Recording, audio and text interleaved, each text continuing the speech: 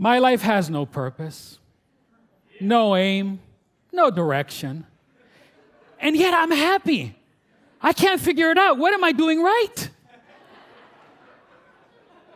That quote is from Charles Schulz, creator of the Peanuts cartoon strip, who at the time when he said this was trying to understand his life's secular purpose.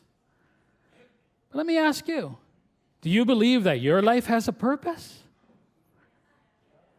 Well, it's a question that we're all going to want to answer at some point in our lives. And the catalyst many times is, unfortunately, tragedy. I was only 11 years old when I became acquainted with tragedy, when I was living in Greece, as I became a caregiver and observer to my mother's 6-year battle with cancer.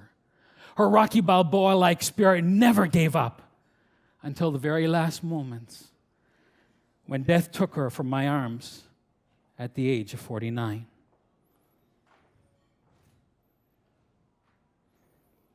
Five years later, death and cancer came for my father.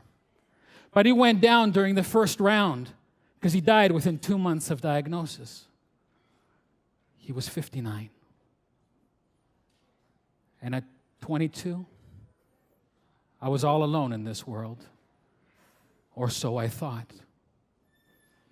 Have you ever had a friend that had your back no matter what? Well, that friend for me was Spiro. He was the shoulder that I cried on, and the guy that knew exactly what to say when the moments were tough. I'll never forget the day after my father's funeral. Spiro saw me. I was feeling down. He came up to me, put his hand on my shoulder, and with a smile on his face and with a very Greek way, said to me, "Mario, what the hell did you ever do to piss off Zeus?"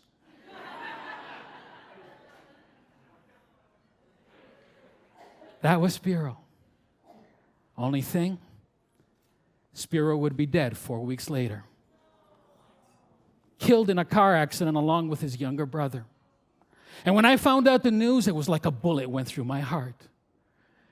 And all my sadness, all my anger that night surfaced, and I demolished my apartment. I went from room to room, tearing everything apart, and at one moment, I came across a Bible in the bedroom, and I picked it up, and I screamed at it, "Why? Why?" And then, I threw it. The Bible hit the wall and landed face open on top of the bed. And I must admit, I felt remorse after I did that. So I went over to the Bible, and I picked it up. And I read what was on the open page. "The Lord is my shepherd, I shall not want." It was Psalm 23. And as I continued to read, a strange sensation came over me, a peaceful sensation. It was as if at that moment, God's hand somehow had reached through the pages of that Bible and had wiped away my tears. That night, when I eventually fell asleep with a Bible in my arms, Spiro came to me in my dreams. And he said to me, "Do not weep for me, Mario, for within my soul's classroom of life, there were lessons chosen, lessons learned, and lessons taught."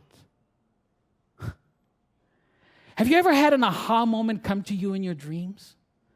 Because that is exactly what Spiro delivered to me that night, because he answered the why question, affirming that we're spiritual beings having a human experience in a classroom of life where we're sometimes students and sometimes teachers to one another. And as I have come to understand, if I was to look at my life through the narrow perspective of a secular view, as Charles Schulz was doing, I can understand why he couldn't see his life's purpose. But if we look at it from a soul's perspective, then how we live our lives, and yes, even how we die, has a purpose. And with that knowledge, I started my own difficult steps in life.